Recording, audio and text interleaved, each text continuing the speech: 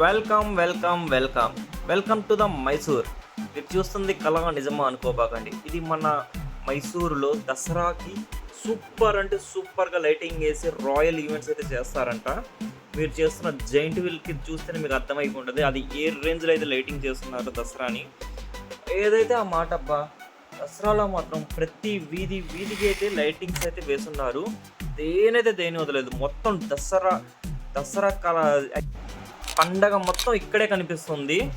అసలు చెట్టు గుట్ట అని దేని పడితే అది ఆఖరి డివైడర్ మీద కూడా ప్రతి దానికి పూలు రకరకాలుగా అయితే డెకరేషన్ అయితే చేశారు లైటింగ్స్తో. చూడ్డానికి రెండు కళ్ళు సరిపోలేదు. అసలు ట్రాఫిక్ ఉందిరా స్వామి. కార్ పార్కింగ్ చేయడానికి అయితే నాకు తల ప్రాణం తోక్కొచ్చింది. మైసూర్ ప్యాలెస్ చుట్టూ 2 to 3 రౌండ్స్ అయితే వేసాము. చూస్తున్నారు కదా, ఇదంతా ఒక రేంజ్లో అయితే లైటింగ్ అయితే చేశారు. ఇది ఓన్లీ దసరాలో మాత్రమే చేస్తారంట 9 days.